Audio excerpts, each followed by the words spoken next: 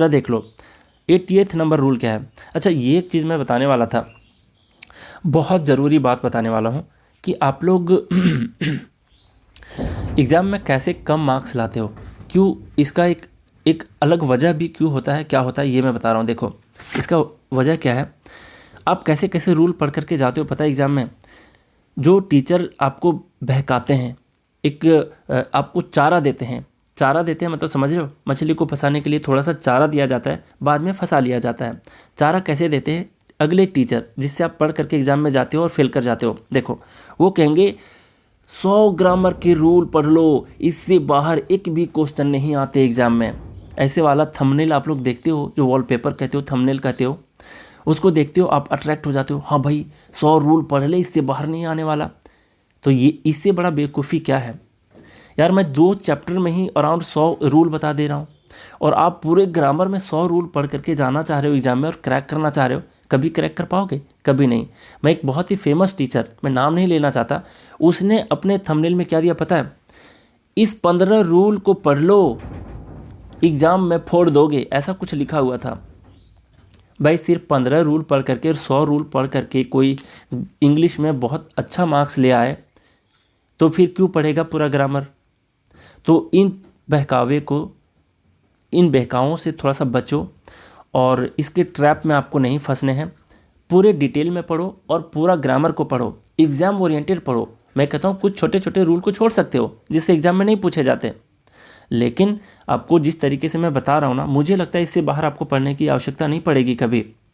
तो इन सारे थंबनेल से बच करके रहो, इन सारी वीडियोस को जो अट्रैक्ट करते हैं आपको, देखते हो एग्ज़ाम में फोड़ दोगे, फाड़ दोगे, मतलब इससे बाहर नहीं, इससे सब इसी के अंदर से ही पूछने वाला है। बहकावे से थोड़ा सा बचा करो, जेन्युइन कंटेंट को आप लोग देखा करो। तो वही मैं समझाना चाहता था जब ये 88th नंबर पे पहुंचा कि भाई कहीं कहीं मैं देखा हुआ हूँ कि 100 रूल पढ़ लो, मज़ा आ जाएगा, इससे बाहर नहीं पूछा जाएगा, वो गलत चीज़ है। तो ये मैं बताना चाह रहा था कि देखो इतने ही दिन में मैं आपको 80 रूल बता दिए, समझो पूरे ग्रामर कंप्लीट करते करते कितने सारे रूल सीख जाओगे। और अभी तो पूरे पिक्चर बाकी हैं, है ना, पिक्चर बाकी, मतलब क्लोज टेस्ट में भी कितने सारे कॉन्सेप्ट सीखोगे। ये जो बीच में मैं बता रहा हूँ जितने सारे रूल, कन्फ्यूजिंग रूल, सबका यूज होना है कहाँ पे, क्लोज टेस्ट में, PQRS में, फिल इन द ब्लैंक्स में, सबका यूज होगा। देखना कितना डिटेल में मैं आपको उस टाइम भी बताऊंगा।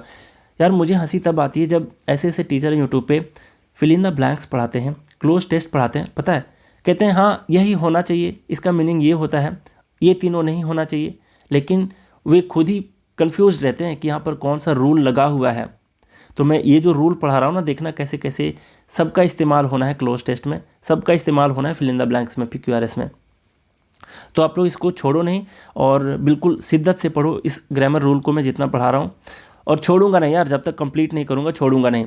बहुत लोग कहते हैं सर द हिंदू पढ़ाओ तो ये इस बुक से करा दो, नहीं, मैं छेड़ा हूँ तो छोड़ूंगा नहीं, आप लोग भी जानते हो। तो ये 80th नंबर रूल क्या कह रहा है देख लो, यहाँ कह रहा है हर एक पार्टिसिपल के लिए एक सब्जेक्ट ऑफ रेफरेंस होता है और वह स्पष्ट होना चाहिए। अब मैं बताता हूँ यहाँ पर पार्टिसिपल का क्या मतलब होता है, आप बताओ मुझे। वर्ब होता है ना, वर्ब का मतलब क्या होता है, किसी काम का होना, किसी काम का होना, ये होता है वर्ब का मतलब।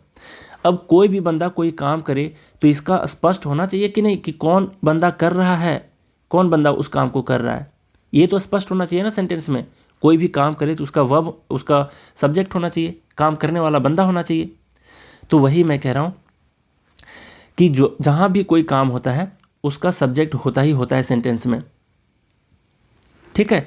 तो वही ये कहना चाह रहा है कि पार्टिसिपल के लिए सब्जेक्ट ऑफ रेफरेंस होना चाहिए, यानी सिंपल सी बात है सब्जेक्ट होना चाहिए और वह सब्जेक्ट स्पष्ट होना चाहिए। और उस सेंटेंस को सेंटेंस के मीनिंग से पहचाना जाता है। कैसे उस मीनिंग से पहचानोगे ये मैं आपको अच्छे से समझाऊंगा। ये भी बहुत ज़बरदस्त रूल है, इससे भी बहुत सारे क्वेश्चन पूछे जाते हैं और ऐसे ऐसे रूल नहीं पढ़ करके जो लोग जाते हैं ना, वही लोग एग्ज़ाम में कम मार्क्स लाते हैं या फिर फेल होते हैं। देख लो यहाँ पर क्या मतलब है इसका, कि कैसे पार्टिसिपल, कैसे कोई वर्ब का एक सब्जेक्ट होता है और उस सब्जेक्ट को कैसे पहचानेंगे कि कहाँ होना चाहिए और कहाँ पर नहीं है और कहाँ है, ठीक है। देखो यहाँ पर क्या दिया है, मीनिंग से कैसे समझेंगे ये मैं बताता हूँ। देखो यहाँ पर दिया वॉकिंग इन द फील्ड, क्या कह रहा है कि फील्ड में वॉकिंग करते हुए, टहलते हुए, अ स्नेक बाइट हिम, एक सांप ने उसे काट लिया। तो इसका क्या मीनिंग दे रहा पता है कि फील्ड में टहलते हुए एक सांप ने उसे काट लिया। तो टहलते हुए यानी कौन टहल रहा है? वो सांप टहल रहा है भाई, वो इंसान नहीं। बात समझ रहे हो? तो वो सांप टहल रहा है, तो यहाँ पर इसका मीनिंग गलत हो जाता है। तो क्या होना चाहिए यहाँ पर? While he was walking in the field, जब वह बंदा, हिम वाला था ना, इसके लिए सब्जेक्ट यहाँ पर क्लियर होना चाहिए जो ही है, कि वह जो है फील्ड में टहल रहा था तब एक सांप ने उसे काट लिया। तो दोनों के मीनिंग में फ़र्क है, इसलिए यहाँ पर मैं समझा रहा था सब्जेक्ट ऑफ रेफरेंस क्या है, कैसे पकड़ेंगे। तो देखो फर्स्ट सेंटेंस में मैं आपको समझा देता हूँ कैसे कैच करने हैं। आपको इस तरीके के सेंटेंस मैं बता चुका हूँ कहाँ पर, जब मैं इसी सीरीज़ में पढ़ा रहा था, कहाँ ट्रांसलेशन पढ़ा रहा था, वहाँ भी बताया था डिटेल में, फिर बता दे रहा हूँ। देखो यहाँ पर है, काम कौन कर रहा है? वॉकिंग, कोई बंदा कर रहा है। तो बंदे का कहाँ से पता चल रहा है? हिम से पता चल रहा है। तो ये ऑब्जेक्ट है ना कि सब्जेक्ट। तो इसके लिए सब्जेक्ट स्पष्ट होना चाहिए कि नहीं होना चाहिए? होना चाहिए। तो उसका सब्जेक्ट कहाँ है? ही है कहीं पे? ही तो नहीं दिया ना, तो नहीं दिया, इसका मतलब ही कहीं ना कहीं होना चाहिए। अब कहाँ होना चाहिए ये ज़रा देखो, और कैसे पकड़ेंगे कि ये सेंटेंस गलत है कि सही। देखो यहाँ पर दो पार्ट में दिया है सेंटेंस आपका, एक फर्स्ट पार्ट, एक सेकेंड पार्ट। आप क्या करोगे? वॉकिंग यहाँ पर दिया है, तो वॉकिंग से पहले आपको एक चीज़ बिठाना है। वो क्या बिठाना है? सेकेंड वाले पार्ट में जो भी सब्जेक्ट दिया है उसको इसके पहले बिठा करके चेक करना है कि क्या मीनिंग सही निकल रहा है या गलत निकल रहा है। अगर सही निकल गया तो ये सेंटेंस करेक्ट होगा, सही नहीं निकला है तो वो सेंटेंस इनकरेक्ट होगा। देख लो बिठा करके। यहाँ पर है वॉकिंग इन द फील्ड, और यह स्नेक दिया है दूसरे पार्ट में, इसको यहाँ पर बैठा लो। यहाँ दिया है, अगर बिठाते हैं अ स्नेक, मतलब अ snake walking in the field, तो एक सांप फील्ड में टहलते हुए, ये सेंस दे रहा है, जो कि सेंस ही बिल्कुल गलत है ना। तो इसका क्या करना पड़ेगा? इसके लिए हमें अलग से जोड़ना पड़ेगा एक सब्जेक्ट ऑफ रेफरेंस, और उस सब्जेक्ट किसके हिसाब से होना चाहिए? हिम के हिसाब से, है ना, हिम के हिसाब से। तो हिम के हिसाब से यहाँ क्या होगा? ही होगा, और इसलिए यहाँ पर जोड़ा है while he was walking in the field. तो ये यहाँ पर आपको खुद से बिठाना पड़ेगा, while he was walking in the field a snake bite him. Was इसलिए लगा क्योंकि ये पास्ट टेंस में था, बाइट नहीं था। यहाँ पर बाइट का ही सेकेंड फॉर्म बाइट है ना, दोनों को बाइट ही पढ़ते हैं। देखो तो यहाँ पर समझिए कैसे चेक करना है। आगे देखो कि बहुत अच्छे से समझोगे। देखो यहाँ पर क्या दिया है? Coming towards her husband the glass slipped from her hand. तो दो पार्ट है इस सेंटेंस में, दो पार्ट है। मैं क्या बताया कि जब ये सेंटेंस स्टार्ट हुआ है आपका पार्टिसिपल से, तो इसके पहले क्या पुट करके देखना है? इसके पहले आपको सेकंड वाले पार्ट में जो भी सब्जेक्ट दिया है उसको पुट करके देखो। अगर मीनिंग सही है तो सेंटेंस सही है, अगर मीनिंग गलत दे तो पूरा सेंटेंस ही गलत है। देखो पुट करके देखो, ग्लास को इसके पहले यहाँ पर पुट किया तो होगा the glass coming towards her husband. तो ग्लास अपने पति की ओर आ रहा था, नहीं ना, तो वो सेंटेंस गलत दे दिया। तो आपको क्या करना पड़ेगा? यहाँ पर बता रहा है किसी हर के बारे में, किसी लेडी के बारे में, तो इस लेडी का सब्जेक्ट ऑफ रेफरेंस जो होगा वो क्लियर होना चाहिए। तो इसके लिए क्या पुट करोगे? वाइल शी वॉज कमिंग, तो यहाँ पर वाइल देना पड़ेगा, शी वॉज देना पड़ेगा, कि कोई लेडी आ रही थी अपने पति की ओर और ग्लास उसके हाथ से क्या हुआ? फिसल गया, है ना। कैसे पहचानोगे कि कौन गलत है कौन सेंटेंस? तो ये आप समझ गए बहुत अच्छे तरीके से। नहीं भूलोगे कैसे पुट करना है? सेकंड वाले पार्ट के जो भी सब्जेक्ट हैं यहाँ पर पुट करके देखो। अगर वो मीनिंग सही देता है तो वो सही होगा, मीनिंग अगर नहीं देता सही तो वो गलत होगा। खुद से आपको लगाना पड़ेगा। अब हम लोग आगे देखेंगे प्रीवियस ईयर के क्वेश्चन को, कैसे कैसे क्वेश्चन पूछे जाते हैं। ठीक, अब देख लो 5 क्वेश्चन लिया हूँ इसके ऊपर, काफ़ी अच्छे तरीके से पढ़ा रहा हूँ। देखो यहाँ पर है 5 सेंटेंस। यहाँ पर क्या कह रहा है? Being Sunday my children were at home. अब यहाँ पर एक चीज़ मैं आपको फिर से समझाना चाहता हूँ। ये तो मैं पहले बता दिया हूँ ना कि बीइंग के बाद अगर नाउन, और अभी आज ही के क्लास में अभी कुछ देर पहले बताया कि बीइंग के बाद जब भी नाउन एडजेक्टिव आता है ना, तो उसका क्या मीनिंग देता है। तो एक बार फिर से उसको गो थ्रू हो लो, वरना आप लोग क्या करोगे? भूल जाओगे। देखो क्या कह रहा है, कहाँ पर दिया हुआ है? बीइंग वाला सेंटेंस ये दिया है। देखो यहाँ पर दिया था कि बीइंग प्लस वर्ब का थर्ड फॉर्म रहे तो इसका मतलब क्या होता है, किसी चीज़ को लेकर या फिर किसी चीज़ को होकर। और अगर being having plus being plus verb का थर्ड फॉर्म रहे तो इन दोनों का सेम मीनिंग होता है। लेकिन बीइंग के बाद अगर आपका नाउन एडजेक्टिव रहे तो इसका मीनिंग क्या होता है, किसी चीज़ के होने की वजह से, किसी चीज़ होने पर, किसी चीज़ होने के नाते, ये मीनिंग होता है। इतनी सी बात आपको ध्यान रखना है और हम लोग सेंटेंस को आगे देखते रहेंगे। अच्छे से देखो क्या है यहाँ पर, क्या बोला है। फर्स्ट क्वेश्चन क्या लिया हूँ, बीइंग संडे।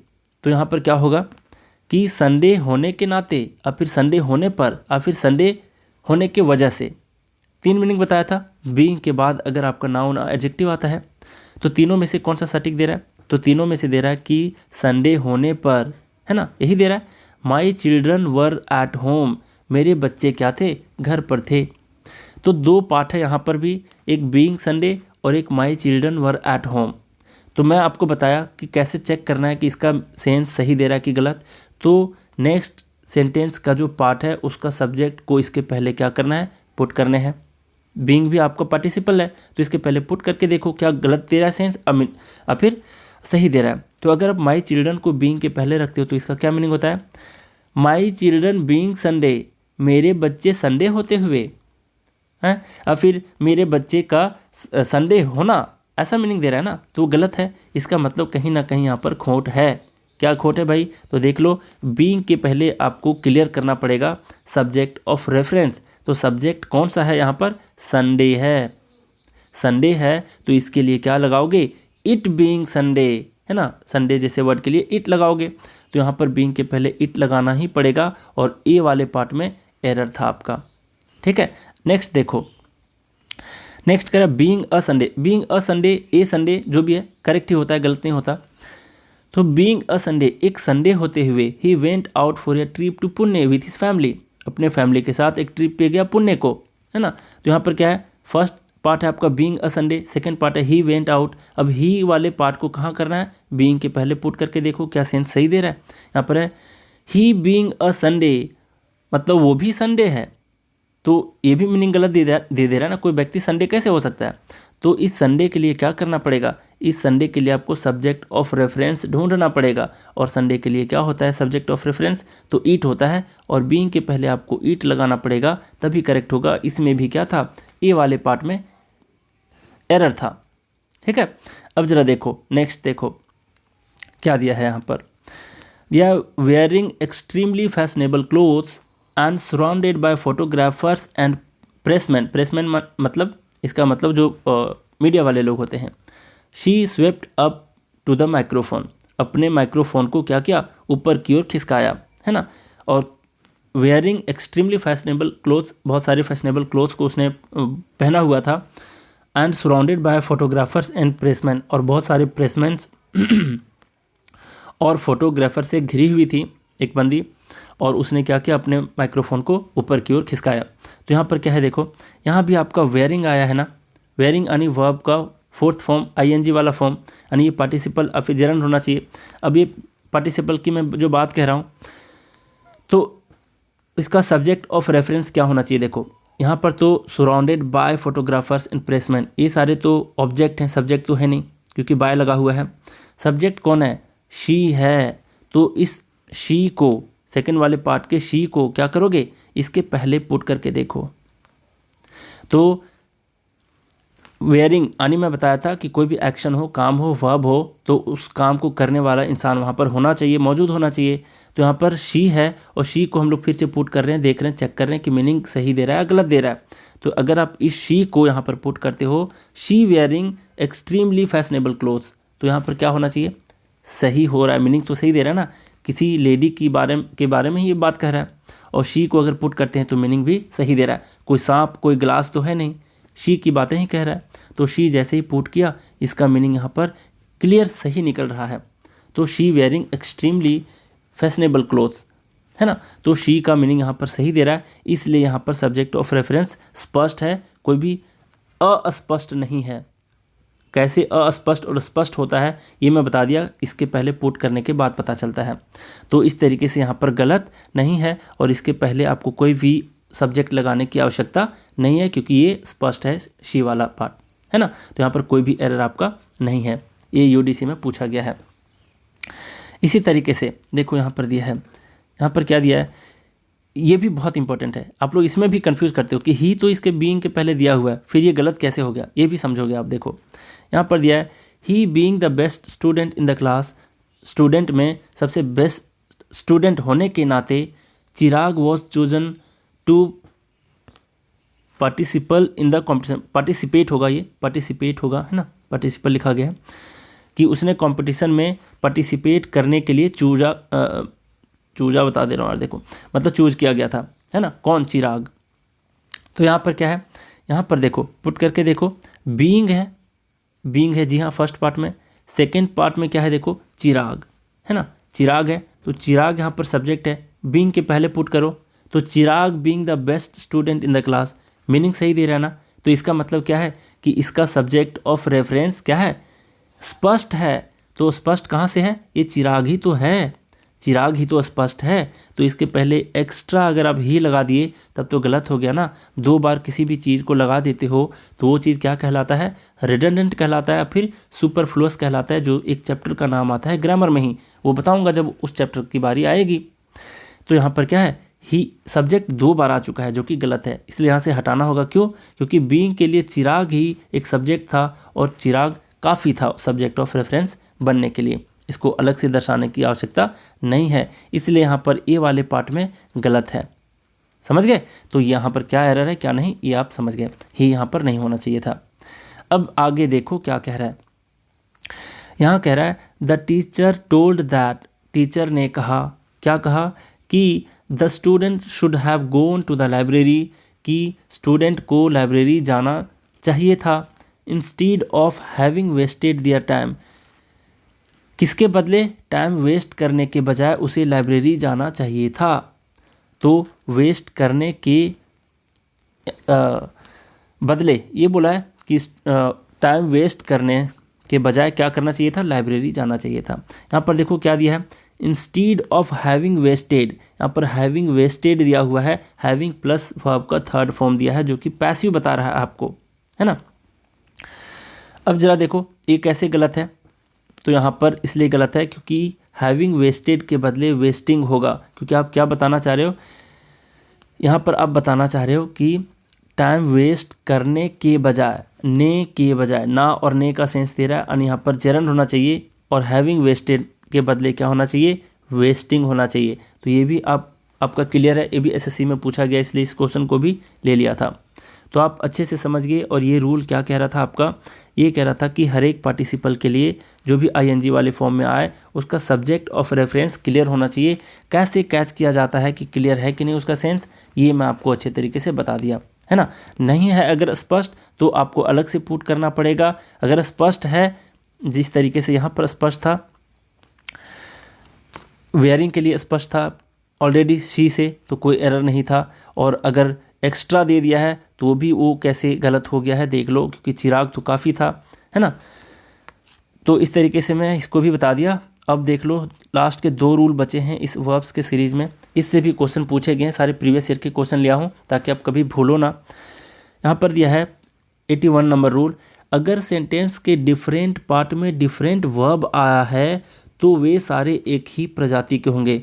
अब देखो मुझे कोई अच्छा सा कोई वर्ड नहीं मिल रहा था तो प्रजाति वर्ड यूज़ कर लिया, यानी मतलब एक ही फॉर्म के जो वर्ब्स होते हैं एक ही फॉर्म में होना चाहिए, है ना। डिफरेंट पार्ट है एक सेंटेंस के, डिफरेंट वर्ब्स आए हैं तो डिफरेंट वर्ब्स एक ही फॉर्म में होने चाहिए, ये मतलब था मेरा। यहाँ पर क्या दिया है देखो, इसी तरीके से पूछा गया है बीइंग वाले जो पिछला रूल बताया उसी से रिलेटेड, बीइंग वेरी ऑफन इल, प्रायः वह क्या होते हुए, बीमार होते हुए, एंड फ्रीक्वेंटली अब्सेंट, और अब्सेंट होते हुए, he had no opportunity to finish his work or do much of it in fact। यहाँ पर क्या मतलब बता रहा है, आप लोग एग्जाम में क्या करने लगते हो कि इस पूरा सेंटेंस का ट्रांसलेशन करने लगते हो, जबकि आप लोग रूल पे फोकस नहीं करते। आपको रूल अगर नज़र में आ गया है तो आप बाकी पार्ट को इग्नोर कर सकते हो, सीधा रूल पे पहुँचो। यहाँ पर बीइंग दिया है तो स्ट्राइक होना चाहिए आपके दिमाग में कि भाई ये तो पार्टिसिपल है, आईएनजी वाला फॉर्म है, तो इसके लिए सब्जेक्ट ऑफ रेफरेंस क्या होना चाहिए, स्पष्ट होना चाहिए। तो ये फर्स्ट पार्ट यहाँ तक था, सेकंड पार्ट यहाँ तक है। अब यहाँ पर क्या है, किसी व्यक्ति के बारे में बोल रहा है कि वो अब्सेंट था, फ्रिक्वेंटली वो बीमार भी था। तो यहाँ पर सब्जेक्ट ऑफ रेफरेंस को चेक करो, सेकंड वाले पार्ट का जो सब्जेक्ट है उसको उठा करके इसके पहले रखो। तो ही बीइंग वेरी ऑफन इल, ही स्पष्ट क्लियर मीनिंग दे रहा है, मतलब किसी व्यक्ति के बारे में, सांप वगैरह के बारे में नहीं बोल रहा है ना। तो यहाँ पर ही करेक्ट दे रहा है, मतलब यहाँ पर कोई एरर नहीं, यहाँ पर सही है। अब यहाँ पे दिया क्या है देख लो, यहाँ पर दिया है ही हैड नो अपॉर्चुनिटी, उसके पास कोई अपॉर्चुनिटी नहीं थी टू फिनिश हिज वर्क, अपने काम को ख़त्म करने के लिए, और do much of heat in fact. तो बहुत सारे पार्ट हैं इस सेंटेंस में। अब पार्ट में देखो यहाँ पर क्या दिया है, वर्ब जो दिया है he had no opportunity to finish his work, यहाँ पर टू फिनिश है हिज वर्क, और सेकेंड है और do much of it in fact. ठीक है, अब जरा देखो, ये डिफरेंट पार्ट है सेंटेंस का, यहाँ से यहाँ डिफरेंट पार्ट है, और से ये जुड़ा हुआ है दोनों पार्ट। कंजंक्शन यहाँ पर और है, कंजंक्शन का काम होता है दो सेंटेंस या दो वर्ड्स को जोड़ना, तो इसी से पता चल रहा है कि ये दोनों अलग अलग पार्ट हैं सेंटेंस के। अब आप कहोगे कि सर फिनिश का आप बताया था आपने धोनी के बारे में रिलेट करते हुए कि वो काफ़ी अच्छे फिनिशर हैं, तो जैसे धोनी साहब के गुण को पता चले तो उसके बाद आने वाला वर्ब जेरंड होना चाहिए, यानी ग्राउंड लेवल से जुड़े हैं धोनी, इस तरीके से बताया था। तो आप कहोगे फिनिश के बाद वर्क आया है आपका, तो वर्क तो आपका वर्किंग होना चाहिए। फिर वर्क कैसे है, तो मैं आपको बता दूं कि वर्क यहाँ काम करना नहीं, यहाँ वर्क काम के बारे में सीधा सीधा बता रहा है। तो काम यहाँ पर नाउन है, यहाँ पर वर्ब नहीं है, इसलिए आईएनजी फॉर्म में नहीं आया है। ठीक है, तो यहाँ पर देखो दो वर्ब्स थे, टू फिनिश और यहाँ पर डू मच ऑफ इट, एक डू है एक फिनिश है। तो फिनिश के पहले टू आया है, तो यहाँ पर डू के पहले भी टू लगाना पड़ेगा। क्यों? क्योंकि डिफरेंट पार्ट में डिफरेंट वर्ब आए तो वे सारे एक ही प्रजाति के होना चाहिए, यानी एक ही फॉर्म का होना चाहिए, ये बताने का मतलब है। और ये SBI PO में पूछा जा चुका है, देख लो यहाँ पर। अब आप कह सकते हो कि सर टू को यहाँ से भी तो हटा सकते थे, और यहाँ पर हम लोग सिर्फ फिनिश रख सकते थे और डू दोनों एक ही फॉर्म में हो जाता है ना, मतलब बेयर इन्फिनेटिव हो जाता। लेकिन आप टू इन्फिनेटिव लगाने बोल रहे हो, यहाँ से टू को क्यों नहीं हटा सकते? अगर आप यहाँ से टू हटा देते हो तो he had no opportunity to finish, एक तरह का जो फॉर्म होता है, स्ट्रक्चर होता है, इसका स्ट्रक्चर ही गलत हो जाएगा आपका, है ना, कि उसके पास फिनिश करने के लिए कोई अपॉर्चुनिटी नहीं थी। तो अगर उस सेंटेंस को आप बनाओगे तो वहाँ पर टू फिनिश लगाना ही पड़ेगा, इसलिए डू के पहले टू आपको लगाना पड़ेगा, ना कि यहाँ से टू हटाओगे। समझ गए? अब जरा देखो नेक्स्ट बोला है इसी रूल से रिलेटेड, स्कूल ऑफर्स, ये भी SBI PO में पूछा गया है, school offers many opportunities of meeting helpful people, reading useful books and obtain information about a variety of public careers. यहाँ पर बोला है कि स्कूल जो ऑफ़र किया है बहुत सारे अपॉर्चुनिटी को, किस चीज़ को मीट करने में, हेल्पफुल पीपल को मीट करने में, और यूजफुल बुक्स को पढ़ने में, और बहुत सारे इन्फॉर्मेशन को ऑब्टेन करने में, पाने में, है ना, किसके बारे में? पब्लिक करियर के बारे में ये बोला है।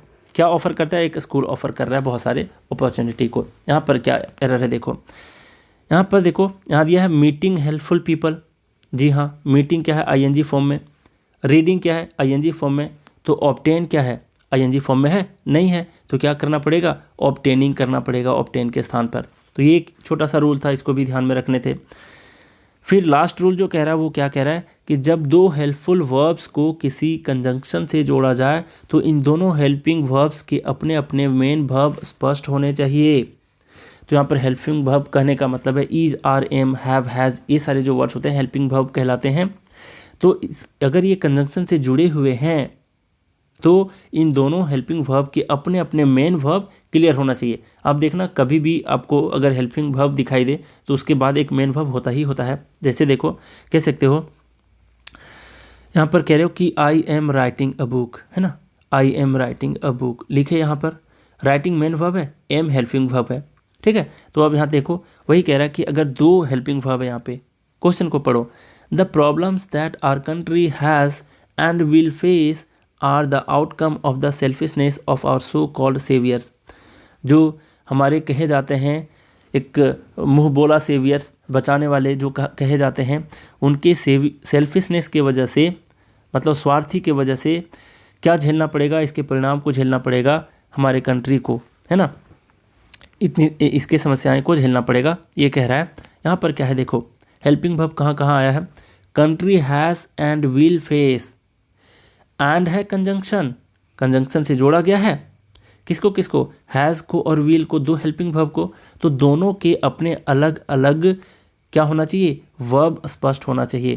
तो यहाँ पर है फेस यानी सामना करना। विल का तो दे दिया है, विल फेस होगा। विल के बाद वर्ब का फर्स्ट फॉर्म ही आता है जो कि है करेक्ट है। लेकिन हैज़ के बारे में बोला है तो हैज़ का मेन वर्ब क्या होना चाहिए, यहाँ भी फेस होना चाहिए। लेकिन हैज़ के साथ वर्ब का फर्स्ट फॉर्म नहीं आता, इसके साथ वर्ब का थर्ड फॉर्म आता है जो कि फेस्ड होगा। तो यहाँ पर हैज़ के साथ फेस्ड भी आपका क्या होना चाहिए, स्पष्ट होना चाहिए था। ठीक है, तो हैज़ के बाद भी आपको फेस्ड लगाना पड़ेगा। ये यहाँ पर दे दिया हूँ कहाँ एरर है, क्या होना चाहिए। अब हम लोग वर्ब्स को आज कंप्लीट कर दिए। फटाफट अगर मैं कहूँ कि आज के रूल्स को मैं क्या कर दूँ, आपको याद दिला दूँ एक इसके फॉर्म में, रिकैप के फॉर्म में, है ना। अब ज़रा देखो और इस वीडियो को लाइक कर दो, अभी के अभी लाइक कर दो, बाद में भूल जाओगे। देख लो और जितनी हो सके अपने तरफ से सब्सक्राइबर बढ़ाओ, चैनल का ग्रोथ थोड़ा सा बढ़ाओ।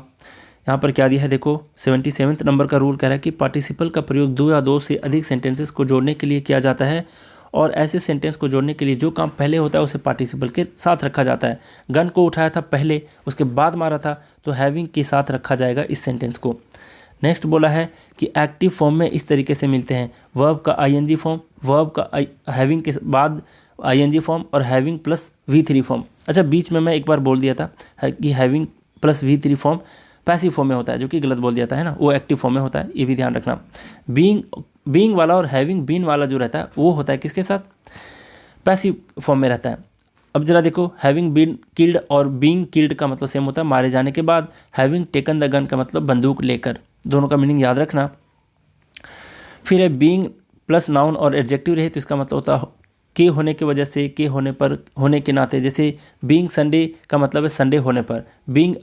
बीइंग अ काइंड मैन का मतलब दयालु इंसान होने के नाते। बीइंग द बेस्ट स्टूडेंट मतलब बेस्ट स्टूडेंट होने की वजह से। ये सारे मीनिंग होते हैं, अपने अपने तरीके से आप लोग मीनिंग सुटेबल करके पढ़ लेना। नेक्स्ट रूल कह रहा है, क्या कह रहा है 79 नंबर का रूल, कि जेरंड के पहले आपका पॉसेसिव केस आता है और प्रेजेंट पार्टिसिपल के पहले ऑब्जेक्टिव केस आता है। ठीक है, और ये मैं बता दिया हूँ कि बिना वीडियो देखे अगर इस PDF को पढ़ते हो तो थोड़ा सा मुश्किल होगा आपको। कैसे ना और ते हुए आपको बताता है जेरंड और पार्टिसिपल, ये तो बता दिया। अब आपको देखना है यहाँ पर क्या कि जेरंड के पहले पॉसेसिव केस आता है, पॉसेसिव केस ये सारे होते हैं। पार्टिसिपल के पहले ऑब्जेक्टिव केस आता है, him me us it them, ये सारे ऑब्जेक्टिव केस के होते हैं, ये भी याद रखना। नेक्स्ट आपका हर एक पार्टिसिपल के लिए एक सब्जेक्ट ऑफ रेफरेंस होता है और वह सब्जेक्ट स्पष्ट होना चाहिए। उस सब्जेक्ट को सेंटेंस के मीनिंग से पहचाना जाता है। कैसे होता है मीनिंग, ये मैं बता दिया। मीनिंग का सेंस क्या मतलब था यहाँ कि अगर यहाँ पर स्नेक को पुट करते हो तो सांप टहल रहा था, जो कि मीनिंग गलत दे दिया है ना। तो वो भी आपको बता दिया कि कैसे मीनिंग को पकड़ना है, तो इसके पहले पुट करके रखना है, तब पकड़ में आएगा आपको। देख लो। नेक्स्ट है 81 नंबर रूल, अगर सेंटेंस के डिफरेंट पार्ट में डिफरेंट वर्ब्स आए तो वे सारे एक ही फॉर्म में होंगे। नेक्स्ट है 82 नंबर रूल, आज के लास्ट रूल, जब दो हेल्पिंग वर्ब को किसी कंजक्शन से जोड़ा जाए तो वे सारे हेल्पिंग वर्ब्स के अपने अपने मेन वर्ब स्पष्ट होने चाहिए, और ये मैं बता दिया। ठीक है, जैसे हैज़ था, विल था, विल के बाद फेस आएगा तो हैज़ के बाद फेस्ड होगा। तो ये भी आप लोग ध्यान में रखना। बहुत कुछ पढ़ा दिया, बहुत मेहनत कर रहा हूँ मैं भी, तो आप लोग भी मेहनत करो। बहुत बिजी रहने वाला हूँ कुछ दिनों में, फिर भी बहुत थका हुआ रहता हूँ मैं, दिन भर भाग दौड़ का मेरे साथ काम है। उसके बावजूद भी मैं चाहता हूँ कि आप लोग को पढ़ाते रहूँ, थकान होने के बावजूद भी। तो आप लोग भी प्रैक्टिस करो, मेहनत करो, और सिर्फ पढ़ते रहोगे तो फ़ायदा नहीं होगा, आपको प्रैक्टिस करना ही चाहिए। प्रैक्टिस नहीं करोगे तो कैसे पता चलेगा। बहुत सारे क्वेश्चन को मैं ऑनलाइन टेस्ट के थ्रू देता हूँ, उसमें टाइमर आपका चल रहा होता है कि इतने टाइम के अंदर आपको जैसे एग्ज़ाम में देते हो, तो उस फॉर्मेट में सारे कुछ होते हैं। बशर्ते आपको प्रैक्टिस करने हैं एक परफेक्ट तरीके से। और मैं हमेशा बताता हूँ कि practice makes a man perfect कहना गलत है, ये तब सही होगा जब आप कहोगे perfect practice makes a man perfect. आपको प्रैक्टिस भी परफेक्ट तरीके से करना है, और वो मैं आपको गाइड करता हूँ कि कैसे प्रैक्टिस करने हैं व्हाट्सएप के थ्रू। ठीक है, इसका भी फ़ायदा उठा। और कभी एक चीज़ को मत भूलना कि धीरे धीरे रे मना, धीरे सब कुछ होए, माली सींचे सौ घड़ा, ऋतु आए फल होए। तो आपको क्या करना चाहिए, आपको धीरे धीरे सीखने की कोशिश करनी चाहिए। आप सोचोगे कि पहली बार ग्रामर पढ़ रहा हूँ और एक ही दिन में सारे कुछ मैं एकदम पहाड़ तोड़ दूँ, तो वो गलत सोच है आपकी।